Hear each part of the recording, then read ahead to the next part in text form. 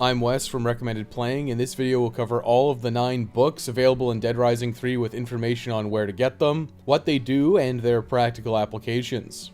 Dead Rising 3's books can give helpful bonuses, and you don't ever need to fear losing them or taking up valuable inventory space this time around. Once you pick it up, it will be available in the player menu. At the start of the game, you can only have one active book at a time, but at any time you can swap them from one book to another. Once you hit level 50, you can get a final upgrade in the Smarts tree to equip every book at once. This is a very powerful bonus. Most of the books are found from the various illegal safe houses in Los Perdidos, but one is hidden, and a few are just not really available anymore. The first 2 books in Ingleton are available in Chapter 0. The next set of books are available in Chapter 2, since Chapter 1 is simply a boss fight. The final set is available in Chapter 3 after completing some main story missions. One quick note before we get into it, you can actually access some of these safe houses early by going into the Untold Stories 2 DLC. In the Fallen Angel DLC, Angel has access to most of the safe houses early, and you can snag some of the books pre-base game if you like. You won't be able to get to every safe house, but you can get into most of them. Now let's break the books down by the districts that they're found in.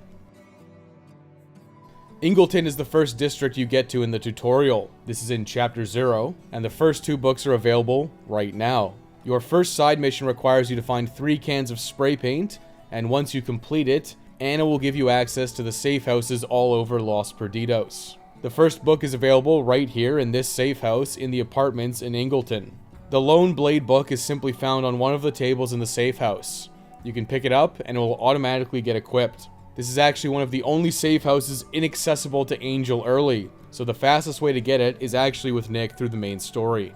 The Lone Blade book increases the durability of melee weapons. This is a very useful book early on, as it will make your combo weapons gain a significant durability increase. This should be your immediate go-to book, as more durability on your combo weapons is one of the best potential increases you can have.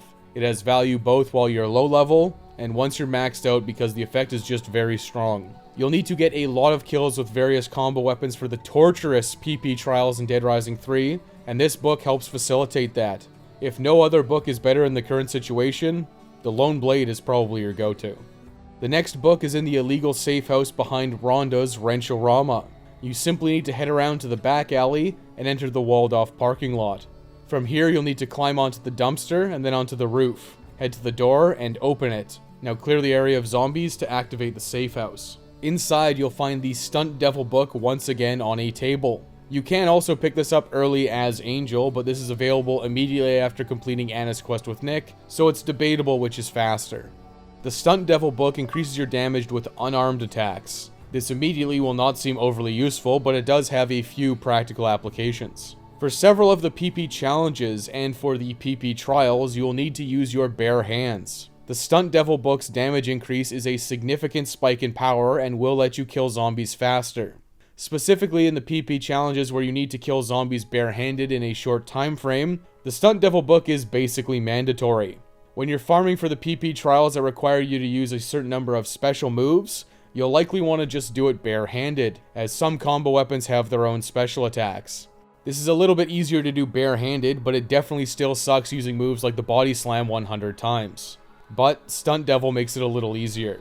Of course, if you ever wanted to try a bare fist only challenge, this book is a godsend, but who would be crazy enough to do that? For standard use, no, there's never really a situation where you'll prefer weaponless Nick over the plethora of various combo weapons available to you. But that's all for Ingleton. Time to move on to South Almuda. South Almuda is available as soon as you enter Chapter 2, even though you'll be sent back to Ingleton for the main story. The barricades will be down, so you can grab the 3 books in South Almuda then. The first book in South Almuda is on the east side. You can just hoof it to the safe house at Almuda Central Station. This is barely hidden. Just head through the street and hop inside the window near the blue van. Clear the safe house as normal, and then grab the 4-wheeled fun book from the table. You can pick this up early as Angel in Untold Stories 2, but if you want to get it as soon as possible, Brad Park from Untold Stories 4, the Last Agent DLC, actually starts in this room, so you can grab it immediately. 4-wheeled fun increases the durability of your vehicles. This is a very nice book to have active during several segments of extended driving or during mandatory drive X vehicle to Y location missions. It should help in those few scenarios. Of course, once you get the indestructible vehicles upgrade at level 50, you don't really need this book anymore. But this book should give you some benefit when doing those awful vehicle escort missions, because for whatever reason, indestructible vehicles doesn't apply to those vehicles. Typical Vancouver boys. The second book in South Almuda is more complicated to get, but once you know the way in, it's pretty simple. You'll want to head to Almuda Farms. Then you want to head to the south side alley and look for a white box truck. Here, you'll just need to climb up the hood and then jump onto the roof of the truck. Then you can just jump onto the awning and follow it along the roof. Use the illegal signage to get you to the safe house. Inside, you'll need to clear it exactly the same as before, but once you do, you can grab the Eater's World book. Eater's World is a fine book to have active as it gives you more value out of using healing items. This is by far the most valuable iteration of this book in the Dead Rising series as it doesn't take up an inventory space. At level 50, it's great. It just gives you more bang for your buck with food. At lower level, you're probably better off equipping a different book, in standard Dead Rising fashion. Of course, if you are an absolute min-maxer, any time before you heal, you can simply swap your book, and then heal, and then swap back to whatever book you're using. A true Chad maneuver. There is one more book in South Almuda. This is the only book not stashed in an illegal safe house. You'll want to head to the garage south of the Annie's XXX shop. This is near the highway to get you back to Ingleton. Once you're there, you can head inside and head up the staircase. At the top, you'll want to head left and jump out the window. Follow along the board to get to the next rooftop. Now turn to your left and drop down this hole inside this alcove. At the bottom, loop around to find a room with the top 10 drink mixes book and every single mixed drink in the game. The top 10 drink mixes book increases the duration of mixed juice effects. Just like Dead Rising 1 and 2, it is powerful, but it's not really worth using. For starters, you'll need to unlock combo food to get any value out of it at all. Next, mixed juices last a long time in Dead Rising 3 regardless of book usage. Once again, this is a strong book to have when you're maxed out at level 50, but there are usually better options at a lower level. You can absolutely do the min-maxing trick if you wish here as well. Swap to the top 10 drink mixes book, chug a mixed juice, then swap back to whatever you're using. That's all for South Almuda. On to Central City. The books in Central City are available after Chapter 2, but you can, as usual, grab them early with Angel in the second Untold Stories DLC. The first book is easy to find. Coming from the north side of Central, you simply need to turn left at the first junction.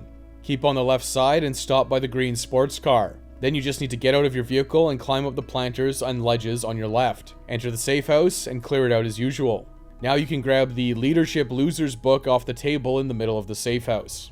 Leadership Losers is pretty underwhelming. This increases your survivor's damage output. Depending on your playstyle, you may be using survivors to deal huge amounts of damage to bosses or clear the streets of Los Perdidos. Personally, I dislike having a huge posse and find it more trouble than it's worth. I just find it too easy to deal damage to them and accidentally kill them, or have them get too far away and they go back to the safe house regardless. You could tactically have survivors join your group throughout the game, but I think generally books that buff Nick are better than ones that buff survivors. Of course, once you're level 50 and have that final smarts upgrade, you'll have access to it all the time, so it's a non-issue. Next up in Central City is the most valuable book of all, Thrifty Trader. This is available in the South Illegal Safe House in Central City. All you need to do is follow the road, south, and eventually you'll hit the end, and be forced to turn right. Just keep following this road until you find a building with a mural of a bikini babe. Once you find her, head to your right and then up the stairs on the left side. Now climb onto the roof and enter the building. Clear this safe zone as usual, and you can grab the Thrifty Trader book from the table with the map on it. Thrifty Trader increases your PP gains. The earlier that you get this book, the more value that you'll get out of it. This is extremely good to get as early as possible, and you can get it very early on. Chapter 2 is a little ways off, but you can start the Fallen Angel DLC starting from a new game file, and grab this at level 1 by rushing through Sunset Hills, down to Central City immediately. It's way faster to grab this as Angel than it is to grab it with Nick. Thrifty Trader is so good that this should be your go-to book for the majority of your playtime in Dead Rising 3. The difference in difficulty between a high-level Nick and a low-level Nick is actually ridiculous. The faster you can level up, the better off you'll be. It's like that for every single Dead Rising game, and this is no exception. Grabbing the Thrifty Trader book as early as possible and keeping it active for the vast majority of your playtime is strongly recommended. Once you hit level 50 with everything maxed out, you'll get no value out of it. But at that point, you should have every book effect active anyways, so it's a moot. My advice is that you grab this book as early as possible and keep it equipped until you're maxed out, barring some psychopath battles or some other issues. On to the last area. Sunset Hills requires you to be in Chapter 3 to get the books in here. Angel can get the book from the first location, the construction site, early, but Nick must be in Chapter 3. Once you get the quest from Lauren at the communications tower for her tattoo gun and wedding ring, you'll be able to get the first book. This area is completely blocked off until you talk to Lauren, so make sure that you finish talking to her. Immediately head north along the road to the abandoned construction site. You'll encounter lots of bikers, but you just have to clear them out. Now you can head into the construction site and head into the building. Clear out the remaining bikers and grab the Undead Solutions book that's next to Lauren's ring box. Undead Solutions reduces the zombie aggro radius to Nick. Normally this would be good, but it can have a negative effect during certain challenges. This is specifically for the PP challenges requiring you to get melee kills. It can be very annoying to find zombie density in a lot of these challenges. Zombies running towards you is actually beneficial during these challenges, because it helps you farm kills to increase your kill streak. With the book, this becomes a little more tedious and annoying. This is more of a nuance, and is borderline imperceptible to most people, but you may want to not pick up this book. Realistically, it shouldn't make too much difference though. And for most of the situations, having less zombie aggro is a good thing. The last book in Sunset Hills isn't actually in the illegal safe house in the school like you'd expect, it's actually in the communications tower where Lauren is. You'll need to find her tattoo kit in the school, and her wedding ring in the construction site, and then return to her. It's a great idea to unlock all of the doors while you're in the school, and clear out the safe house as normal. Once you've cleared the safe house, you can head back to Lauren and gain access to the communications tower. You'll need to head up to the top as part of the main story. Once the cutscenes are finished, you should head downstairs. At the bottom of the stairs, simply head through the door to find the Fortune Fighter book on the ground. Unfortunately, you cannot get this early as Angel. You'll need to do several parts of her DLC to get access to the communications tower again. You could probably get this faster as Angel, but it's also likely not worth going out of your way for. The Fortune Fighter book is very powerful, as it increases your damage with firearms. This is a no-brainer use book when you're using powerful firearm combo weapons like the ZAR and the split shot. You can absolutely melt psychopaths and other bosses with the split shot and ZAR when using these books. It will also make a lot of the PP challenges requiring using guns or combo weapons much easier. PP challenge requiring a firearm? Your split shot's the answer. PP challenge with a combo weapon? Well, split shot is also the answer. Split shots just make these challenges a joke, and the book will increase your damage, making it even easier. This book is absolutely very equipable as your main book, and you should likely switch to it on bosses. You can quickly head into Untold Stories 3, Chaos Rising, to play as Hunter, and grab the ZAR blueprint early on from the police station. Then you just need to get the generic gun combine upgrade, and you can make as many ZARs as you want to steamroll every boss encounter in the game. Likewise, you can head into the first Untold Stories DLC, Broken Eagle, to get access to the Ingleton Cab Company earlier than normal. This is a pretty short task for the commander here, but for Nick, you can't actually get access to the cab company until about Chapter 4. You can just head inside as commander after doing some small tasks, grab the split shot blueprint, and then pick up generic blunt combine and be making split shots for days. This is very easy and very worth doing early on. That's the 9 books in every version of Dead Rising 3, so let's get into a little bit of the legacy stuff before we get to the end. Finally, there are 2 books that were only available as downloadable content. These are absolutely not available on the PC version, and I'm pretty sure that they aren't on the Xbox Marketplace anymore. I couldn't find them at least. These 2 books are here for historical purposes only as a result. The first was Outbreak Survivor, which increases your melee damage and survivors' survivability. The second was Mechanical Trends. This increased your weapon and vehicle durability.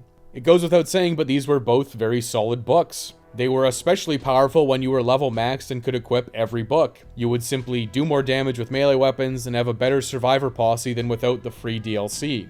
The Mechanical Trends book early on would be very powerful, as vehicle durability is just horrendous until you get the unlimited durability upgrade at the end of the game. That is every book covered in Dead Rising 3. Most of the books are a little underwhelming, but once you've maxed out smarts, the final upgrade gives you access to all of them at once, which is very, very powerful. Not that you really need these book upgrades anyways. At level 50, Nick is an absolute unit. I would strongly recommend starting with Angel to get the Thrifty Trader book immediately. It really makes a huge difference in Dead Rising 3's experience. Otherwise, the big winners are Fortune Fighter for more gun damage, and Lone Blade for better combo weapon durability, to no one's surprise. That's all, and now you're a certified Dead Rising 3 book expert. Go out there and show everyone that knowledge is power. A special shout out to my Patreon supporters. Your support goes a long way with helping the channel out. We're currently on a campaign to reach 1,000 supporters on Patreon, and every single dollar adds up. Otherwise, you can leave a super thanks on this or any one of my videos. I'm not picky. You can also become a channel member for some fun little emotes and a special badge during live streams. Fun fact, I never ban channel members. Wink. Heck, you could even subscribe to YouTube Premium. It helps me out, and it also gives you an ad-free viewing experience. It's a win-win as far as I'm concerned.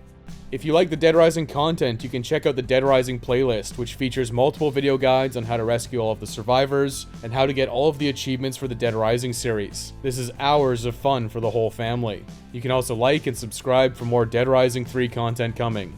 Thanks for watching.